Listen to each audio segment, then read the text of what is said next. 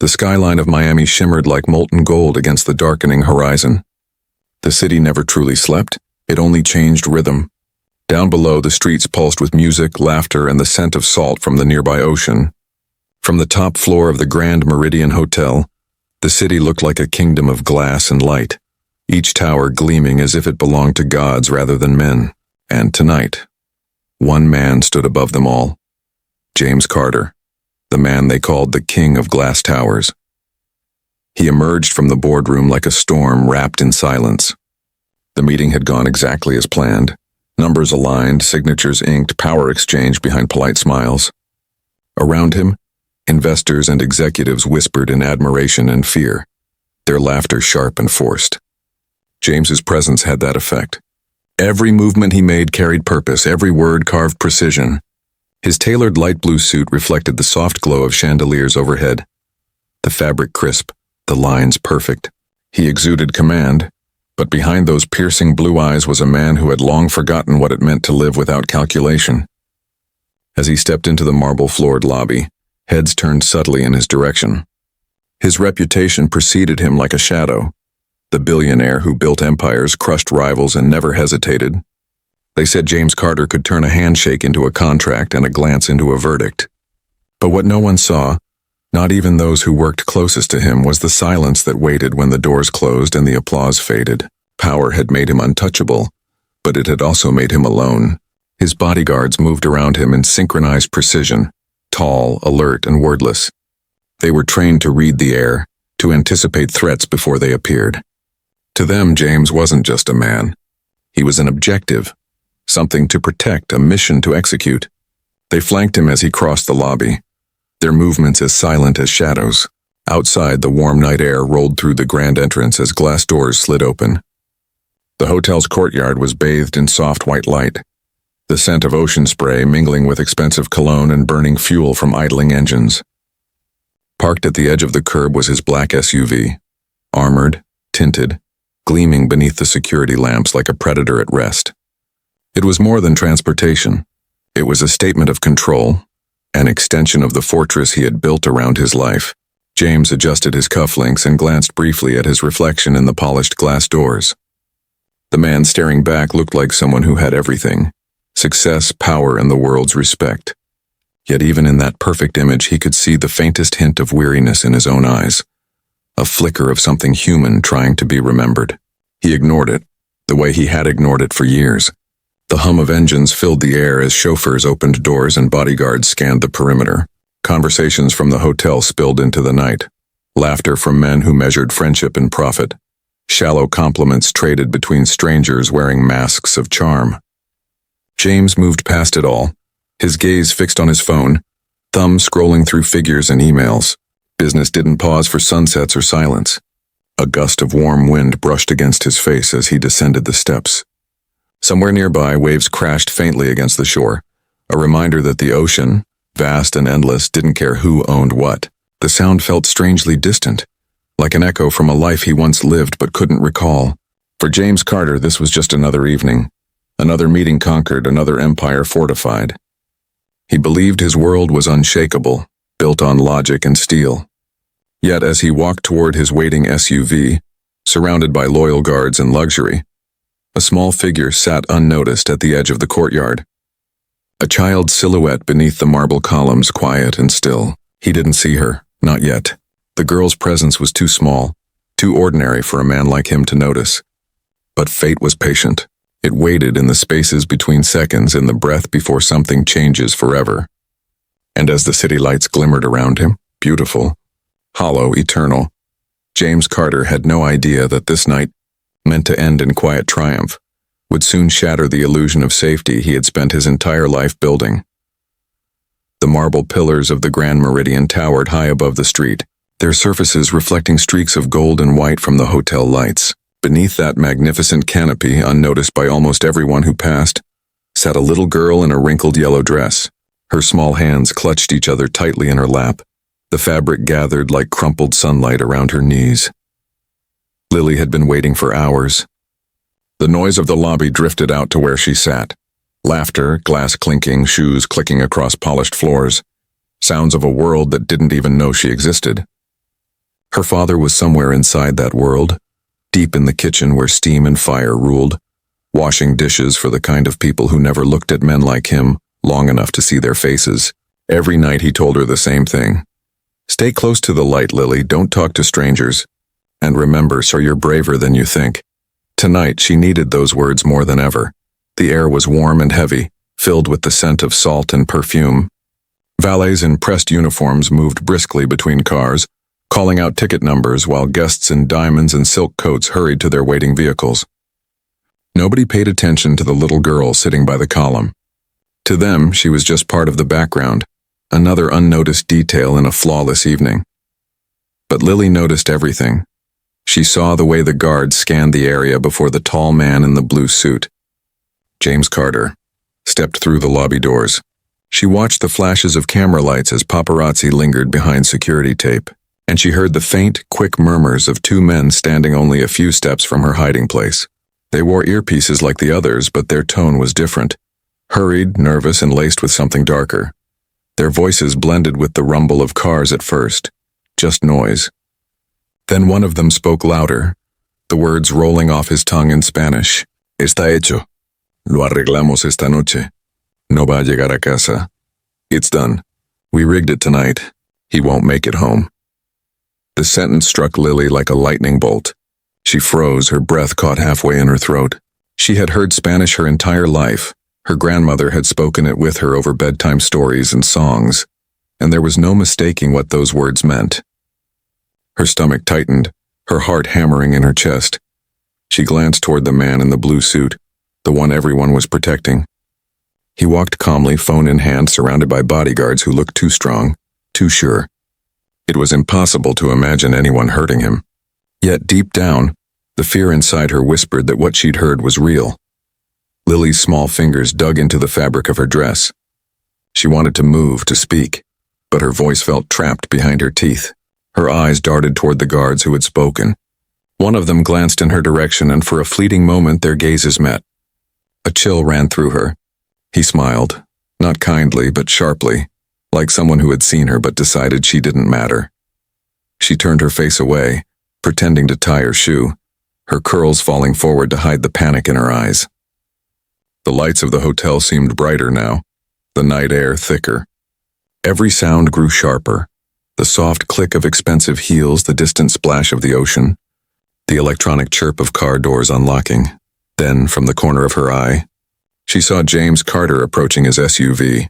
The vehicle gleamed black under the white floodlights, its surface so polished it mirrored the stars. The driver stepped forward to open the door. Her heartbeat quickened. She could almost hear her grandmother's voice whispering in her ear, "Lily, when something feels wrong, you must speak, even if no one listens." But how could a child interrupt a man surrounded by guards? How could she, a little girl in a torn dress, stop something that powerful people had planned in secret? She felt small, invisible, and yet she knew if she said nothing, the man would die. Her throat ached. Her palms were slick with sweat. The moment stretched endlessly, like the whole world was holding its breath. Then somewhere deep within her chest, fear cracked, and courage slipped through. She pushed herself up from the ground, her legs trembling. Her voice didn't come, and not yet, but her steps did. Small, rapid, determined, she began to run, weaving through the maze of moving legs and startled stares. The security guards turned at the sight of her, a blur of yellow darting across the polished pavement. One shouted for her to stop. Another reached out, but she slipped past him. She didn't stop, not until she reached the man in the blue suit. She grabbed the sleeve of his jacket, her tiny hand gripping the fine fabric with desperate strength. When he turned to look down, confusion flickered across his face, and she saw up close those piercing blue eyes that seemed untouchable. Her voice broke the night open. "Please don't get in the car," she whispered, almost sobbing. "It's not safe." For a single heartbeat, the world froze. The hum of engines stopped. The guard stiffened. Even the waves beyond the parking lot seemed to fall silent. And as James Carter looked down at the trembling girl who had dared to stop him, something shifted in the air, something invisible, electric and fate-bound. He didn't know it yet, but those 7 words had just saved his life. For a moment, no one moved. The sound of the city seemed to fall away. No traffic, no voices, no hum of power. Just the wind brushing through the palm trees and the small, uneven breaths of a child trying to speak through fear. James Carter stared down at the little girl gripping his sleeve. Her wide blue eyes locked on his with a kind of desperate honesty that no adult could fake. Her curls were tangled, her face pale under the harsh lights, but there was a fierce determination behind her trembling lips. "Please," she said again, louder this time, voice cracking. "Don't get in the car." "It's not safe." Gasps rippled through the surrounding crowd. The guards reacted instantly, forming a protective ring around James, their radios hissing with sudden static. One of them, a tall man with a shaved head and cold eyes, stepped forward and yanked the girl back roughly by the arm. "Sir, she's just a kid," one of them muttered quickly. "Probably lost, maybe scared. Let us handle this," but James didn't respond. Something about the way she said those words had sliced through his usual indifference like glass through silk. He had heard thousands of voices begging for his time, his attention, his money. This wasn't like that. There was no calculation in her tone. Only terror. Real terror. The guard holding her started to pull her away, but she twisted free, stumbling forward again, tears streaking her cheeks. "They said it. I heard them. They said you won't make it home tonight." James's brows furrowed. "What did you say?" The parking lot went eerily still. Even the valet stopped moving.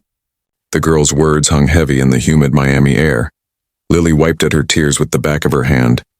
Her voice shook as she pointed toward two guards standing near the SUV, the same men she'd overheard. "Them," she whispered. "I heard them talking in Spanish. They said something about rigging it. About you not making it home." A silence so deep followed that it almost had weight. The two guards froze where they stood, their faces blank, too blank. James's gaze flicked to them, sharp as a blade. He had spent decades reading people, detecting lies hidden beneath politeness. And now, in the brief flicker of their eyes and the stiffening of their shoulders, he saw it. Guilt. "Is that true?" His voice came out low even, but there was a quiet thunder behind it. Neither man answered. One looked away. The other adjusted his earpiece with forced calm. The rest of the team shifted uneasily, unsure of how to react. The hierarchy among them was clear. No one questioned James Carter. No one told him to stop. But this moment wasn't ordinary. This wasn't business. This was fear, sharp and real, standing in the shape of a trembling little girl. James exhaled slowly, trying to reason with himself. It was absurd. How could a child know something that his private security team trained and vetted had missed? And yet every instinct inside him screamed that she wasn't lying. He'd built his empire by trusting logic, but right now, logic felt like the most dangerous thing in the world. He crouched slightly so he could look at her eye to eye. "What exactly did you hear, sweetheart?" he asked softly. Her lips quivered. "They said it was done, and that you wouldn't make it home." Her voice cracked again. "I don't know what it means, but I think your car is bad." James straightened, the weight of her words pressing into him like lead. He turned toward the vehicle, its sleek black frame gleaming under the lights. It looked perfect and impenetrable, but now for the first time it felt wrong. Too quiet, too still. "Check the SUV," he said firmly. One of the guards blinked. "Sir?" "Now." The authority in his voice left no room for argument. Within seconds, men moved, some opening doors, others scanning the undercarriage. One guard hesitated near the driver's side, his hand trembling slightly as he reached for the handle. Lily stepped back, clutching her dress tightly, her wide eyes darting between James and the SUV. She didn't understand what kind of danger lurked inside that car. She only knew she couldn't let him die. Minutes stretched like hours. The silence was unbearable. James stood still, his mind racing through scenarios. Betrayal, sabotage, revenge. He had made enemies, countless ones. In boardrooms and backrooms, in countries where money was law, his name inspired both respect and hatred. But an attack like this, one from within, that was something else entirely. The soft hum of radios filled the air, punctuated by the distant crash of waves. Then suddenly one of the men near the car froze. He knelt down, flashlight steady, and called out sharply, "Sir, you'd better see this." Every muscle in James's body went rigid. He took a few steps forward, his polished shoes echoing on the concrete. The guard's voice came again, this time strained. "There's wiring, sir. Under the seat." Looks like a device. The world tilted for a moment. The glittering hotel, the calm ocean, the murmuring crowd. All of it fading into a blur. Around him, panic erupted. One of the accused guards turned and bolted, only to be tackled to the ground by the others. Radios screamed for bomb disposal. Lily flinched at the sound of shouting, pressing her hands to her ears, tears spilling again. Not from fear this time, but from relief that someone had finally believed her. James stood frozen, staring at the SUV that had nearly become his coffin. His mind replayed the scene. Her voice, her tug on his sleeve, those trembling words. He realized that everything, his empire, his wealth, his security, could have vanished in seconds, undone not by rivals or competitors, but by betrayal wrapped in loyalty. Then slowly, he looked down at the girl beside him. She stood there shaking, her small hand still gripping the hem of her dress. In her eyes he saw not fear anymore, but courage, the kind of courage that changes the course of a life. For a long time he didn't speak. Then in a voice barely above a whisper he said the only words that fit the moment. "You saved me." And as sirens wailed in the distance and the night filled with chaos, James Carter, the man who had everything, realized that the one thing he had never valued, human kindness, had just given him something he could never buy, a second chance. Rain swept across the Miami streets that night, turning the city's brilliance into a haze of silver and shadow. The storm came without warning, heavy drops hammering the glass of the towers James Carter once thought would last forever. The flashing red and blue of emergency lights painted the wet pavement, and chaos pulsed through the air like static. James stood in the middle of it all, soaked, breath heavy, heart pounding in disbelief. His black SUV, the same one he had ridden in for years, the same one that symbolized control and security, was now a twisted shell of metal engulfed in flames across the street. The explosion had shattered nearby windows and silenced traffic. The blast wave had thrown him to the ground, his ears ringing, vision blurred. If the little girl hadn't screamed, if he had taken even one more step toward that door, he would have been inside. She saved him. Now, as the storm raged and his guards scrambled for control, James's world felt like it had cracked open. He looked down at her, that same tiny figure who had stood by the curb, trembling, her eyes wide but not with fear. There was something deeper in them, something knowing. She was drenched, her hair sticking to her face, her small hands clutching the fabric of her dress. "They were going to hurt you," she whispered, her voice barely audible under the thunder. "They said, el hombre muere esta noche. The man dies tonight." Those words stabbed through James like ice.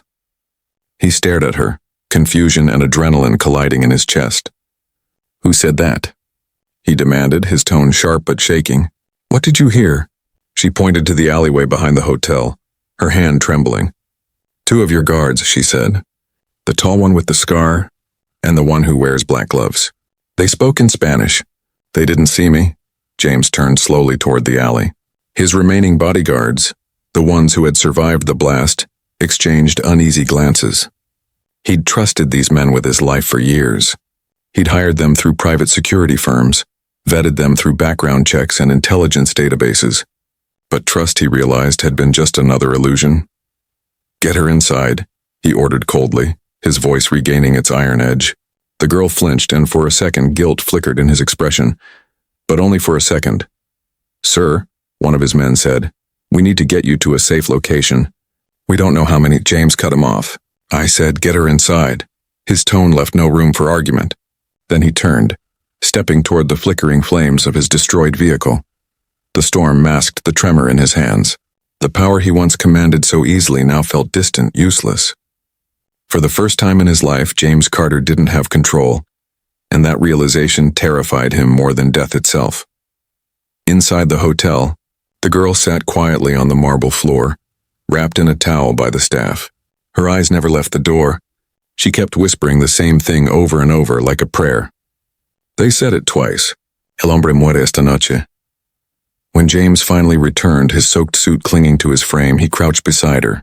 The rage in his eyes had dimmed into something else, something darker, more focused. "What's your name?"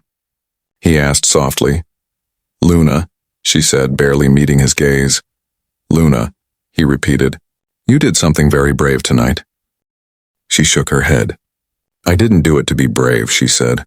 I just didn't want you to die. He stared at her, words failing him. Somewhere behind that young face, he sensed something unusual, a strange calmness that didn't belong to a child. Then she said something that chilled him to the bone. They weren't supposed to do it yet. James froze. What do you mean? She looked at him with an expression too old for her age.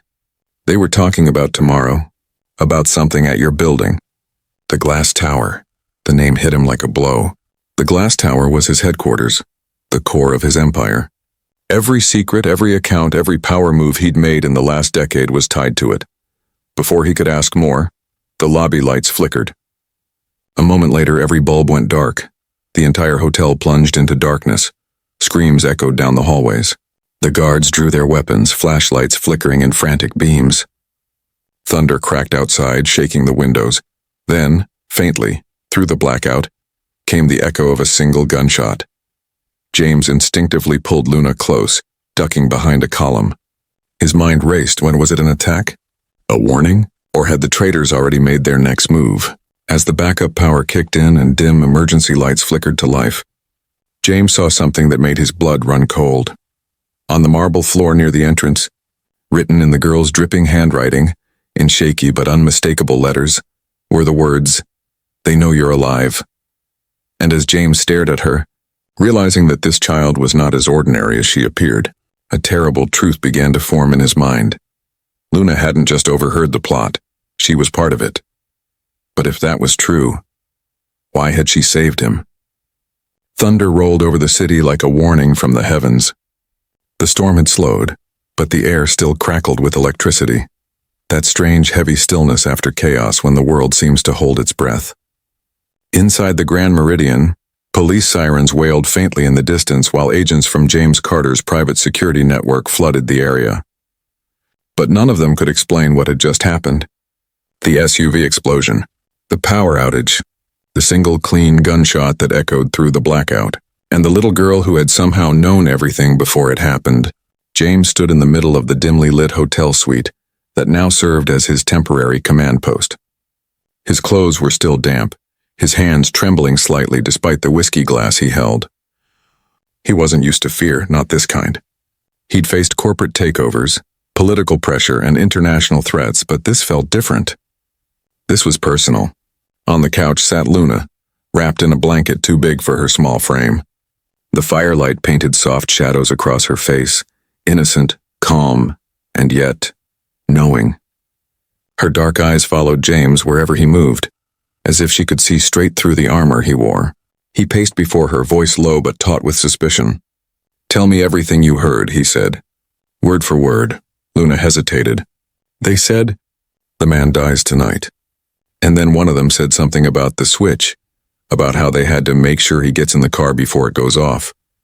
James's grip on the glass tightened. The switch, it was a term he recognized from his own world. A trigger, a remote detonation device. "You understood all of that?" he asked, his tone halfway between disbelief and interrogation. "I speak Spanish," Luna said simply, looking up at him. "My mom used to clean rooms at the hotel. She taught me." James frowned. "Used to?" Luna's eyes drifted toward the window where the city glowed faintly through the rain.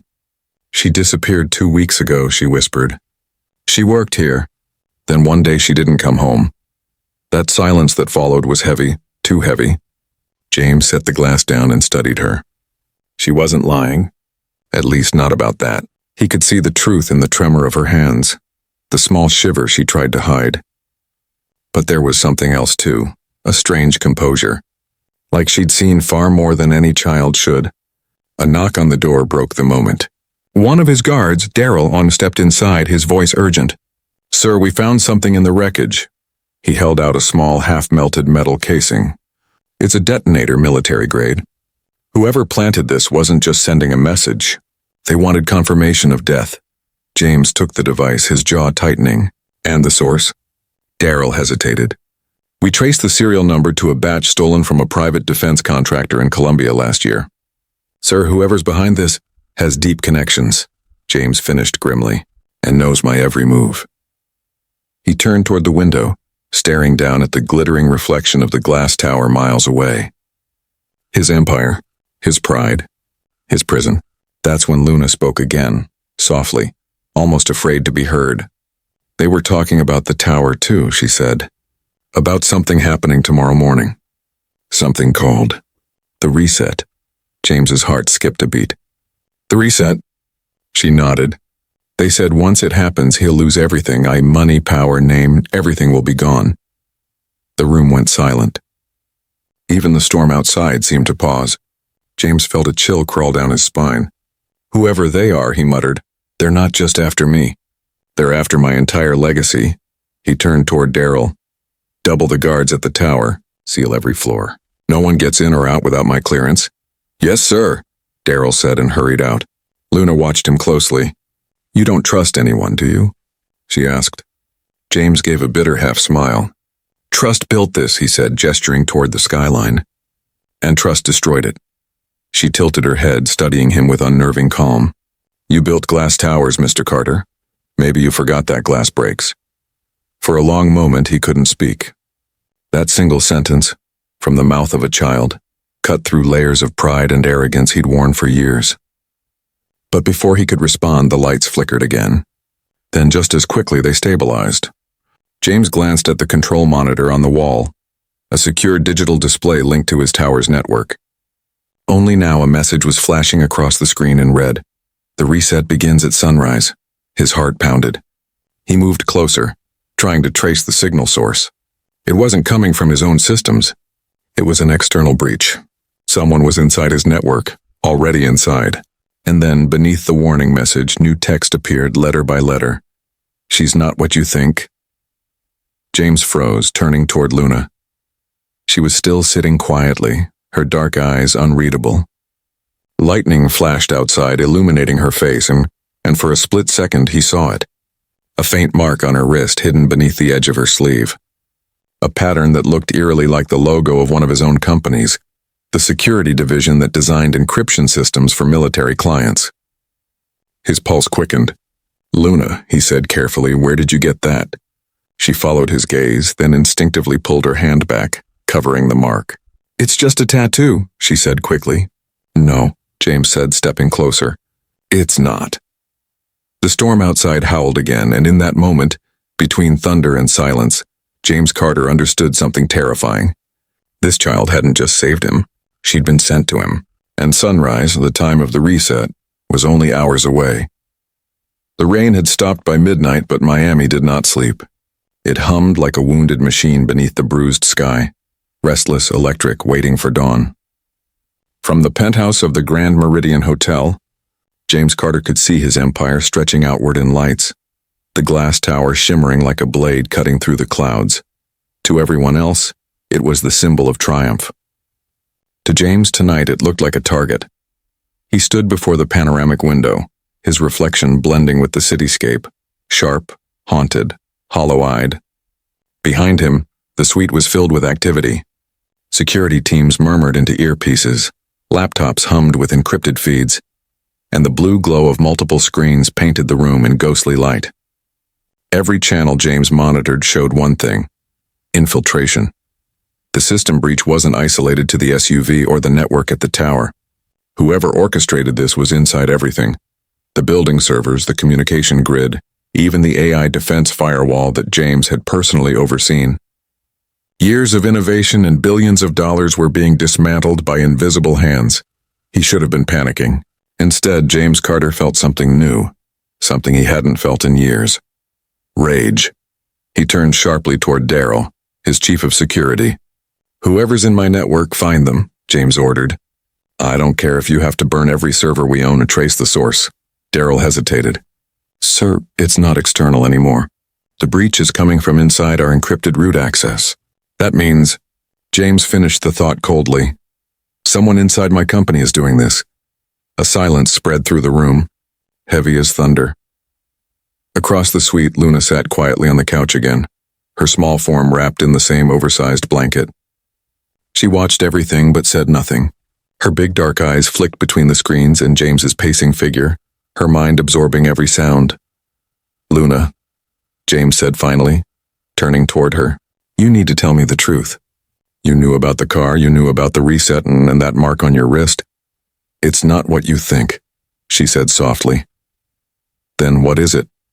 His voice cracked like a whip. She flinched but didn't look away. My mom worked for your company's security branch, the one that developed those codes. She said it was supposed to protect people. Then one night she came home scared. She said they were going to use it to destroy someone's life. She told me to hide and wait, and then she never came back. Her voice broke at the last sentence. James's anger faltered. He took a step closer, lowering his tone. And you think they were talking about me? Luna nodded. She said the reset would erase a name from every database in America. Bank accounts, assets, even identity records. She said it was big, bigger than her, and that if I ever heard them talk about it again, I should find you. James froze. Find me? She said you'd know what to do. For the first time that night, the great James Carter didn't know what to say. He walked toward the table, his mind racing through memories, classified meetings, silent deals, research contracts his company had signed with intelligence agencies. The term reset hadn't come from the streets. It was born inside his own labs. The project had been an experimental protocol, a digital failsafe designed to erase a person's existence from all major systems in under 5 minutes. A ghost-making weapon. He had shut it down years ago when he realized its potential for abuse. But if someone had revived it, then the message flashing on the hotel's security monitor, the reset begins at sunrise, was no bluff. It was a countdown. James's eyes flicked to the digital clock above the bar, 3:17 a.m., less than 3 hours. Daryl's voice snapped him back. Sir, we've got movement in the tower. Cameras on levels 52 through 60 just went offline simultaneously. James turned sharply. Who authorized anyone inside after midnight? No one, sir, Daryl said grimly. We're tracking heat signatures, 3 individuals armed. James's stomach clenched. The 55th floor was where his private mainframe was located, the only place the reset protocol could be executed manually. He grabbed his jacket. Get the car ready. I'm going to the tower. Sir, that's not safe, Daryl protested. I wasn't asking, James growled. Luna stood suddenly. You can't go there, that's what they want. James looked at her, frustration and fear warring in his expression. I don't have a choice, kid. That's my life's work in that building. She stepped forward, her small voice cutting through the noise like glass. If you go alone, you'll die before you reach the 55th floor. Something in her eyes made him stop. Not just fear, knowledge. Then come with me, he said finally. Daryl's face darkened. Sir, she's a child. No, James said quietly. She's the only one who knew this was coming. We're doing this her way. Minutes later, the armored convoy was tearing through the rain-slick streets toward the glass tower. Police lights flashed behind them, the city glowing faintly under the dying storm clouds. Inside the vehicle, James sat beside Luna in silence. The child's hands were folded tightly in her lap, her expression unreadable. Luna, he said after a moment, if this reset happens, I'll lose everything. My name, my company, my identity. She turned her gaze to him, calm, almost pitying. Maybe that's what they want, she said softly. Or maybe that's what you need. James frowned. What do you mean? Sometimes you have to lose everything you built, she whispered, to find out what was real. Her words lingered like smoke as the convoy approached the tower. The massive glass structure rose before them, its surface glinting like a sleeping giant under the storm's last flashes of lightning. And at the top, hidden somewhere in the darkened floors, waited the men who had betrayed him. As the SUV doors opened and the cool wind hit his face, James Carter stepped into the night knowing 2 things for certain. The reset was real, and sunrise would decide who survived it. The glass tower loomed before them, black, gleaming and alive with the faint pulse of red emergency lights that blinked like veins running through the dark. The city below was asleep, but up here, in this realm of steel and secrets, everything felt awake, watching, waiting. James Carter stepped out of the armored SUV, his shoes striking the wet pavement with authority. He looked up at the tower that bore his name, his creation, his kingdom, and for the first time in years, it didn't feel like success. It felt like judgment. The rain had stopped, but thunder still grumbled in the distance, rolling over the Atlantic. He turned to Luna, who climbed out after him, her small yellow dress peeking from beneath the heavy coat he'd given her. She stood still for a moment, gazing at the skyscraper with the eyes of someone who already knew what waited inside. Daryl barked orders into his comms. Team Alpha, secure the perimeter. Bravo, inside sweep. No one in or out unless I say so. The guards fanned out, their movements precise and mechanical, like pieces on a chessboard. But Luna didn't move. She stood near the glass doors, staring at her reflection in them. Her voice was barely a whisper. It's too quiet, James frowned. That's what I pay for. Silence. She looked up at him then, eyes dark and steady. No, she said. This isn't silence. It's the kind before something breaks. A chill slid down his spine. The lobby of the tower was an echo of perfection. Marble floors reflecting chandeliers, the faint scent of expensive polish, every surface glimmering like a shrine to his ego. Yet the moment James and his team stepped inside, the doors sealed shut behind them with a mechanical click that wasn't supposed to happen. Daryl froze. Sir, that wasn't us. Then the lights flickered. Once. Twice. Then half of them died completely, plunging the massive lobby into a fractured twilight. The huge LED screen behind the reception desk came to life, not with the company logo but with static. And beneath the static, a voice.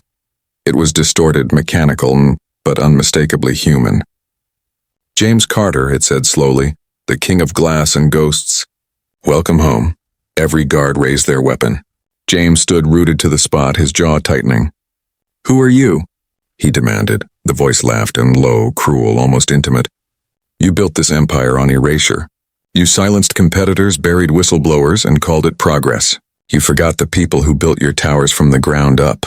But some of us remember. Luna's face went pale. She clutched James's sleeve, whispering, That voice, I've heard it before. James turned to her sharply. Where? In my house, she said. The night my mom disappeared. A cold metallic click echoed through the lobby. One of the security guards had just found something. He bent down near the reception desk and froze. Sir, you need to see this. Beneath the desk was a black device on small, round, blinking faintly red. Another bomb. Everyone out. Daryl shouted, but before they could move, the voice spoke again. Leaving so soon? The blast wasn't fire, it was light. A concussive wave of white heat tore through the glass, shattering every window in the lower floors. Alarm screamed. Smoke and dust filled the air. James hit the floor, shielding Luna with his body as the shockwave threw debris around them like shrapnel. When the ringing in his ears finally faded, he looked up. Half the lobby was gone. Daryl was shouting commands through the smoke. The surviving guards regrouped, weapons drawn, eyes scanning for movement, and then they saw them. 3 figures emerging through the haze, wearing tactical armor and black masks, each marked with the same symbol James had seen on Luna's wrist. Daryl opened fire. The sound was deafening. Bullets tore through the smoke, but the attackers moved with trained precision, returning fire with military efficiency. James grabbed Luna's hand and pulled her toward the emergency stairwell. Move, he shouted. They sprinted through the wreckage, Luna's small steps keeping pace with his desperate stride. Alarms blared overhead, red lights spinning like angry eyes. When they reached the 55th floor access door, James slammed the keypad. Denied. He cursed. Luna pushed forward. Let me try. He stared at her, bewildered. You know the code? She didn't answer, just pressed her palm to the panel. The screen flickered, scanned her hand, and then, click. The lock disengaged. James froze. How did you... She programmed me, Luna said quietly, eyes glistening. My mom. She said if anything ever happened to her, I was the key. The words hit him like a physical blow. He stared at the girl, no longer just a frightened child, but a living encryption device. A walking back door into his own empire. Luna, he whispered, realization dawning. Your mother didn't just work for my security branch. She built the reset protocol. Luna nodded slowly. And she tried to stop them when they turned it against you. Before he could respond, Daryl burst into the stairwell, his face streaked with blood and ash. Sir, we have to move, and they're coming up. James took Luna's hand again, and together they ran up the narrow stairwell toward the 55th floor, the nerve center of everything he'd built, and the heart of his undoing. The higher they climbed, the hotter the air grew, not from fire but from the hum of machines awakening. When they finally reached the door to the mainframe, Luna stopped abruptly. "Wait," she whispered. "Something's wrong." James listened, and then he heard it too. A rhythmic pulse beneath the floor like the heartbeat of something alive. The door slid open automatically, revealing a room bathed in white light. At the center, surrounded by cables and servers, stood a glass chamber, and inside it, a holographic interface counting down. 2:59:41. 2 hours, 59 minutes until the reset, but that wasn't what made James's blood run cold. In front of the chamber stood a woman, alive, real, trembling, her face pale and familiar. Luna gasped. "Mom?" The woman turned, and James Carter, for the first time in his life, forgot how to breathe, because the woman who had created the reset wasn't just Luna's mother. She was also the ghost from his past, the one person he had once loved, then betrayed, and thought was gone forever, Elena Vargas. And the look in her eyes said it all. This wasn't about revenge. This was about reckoning.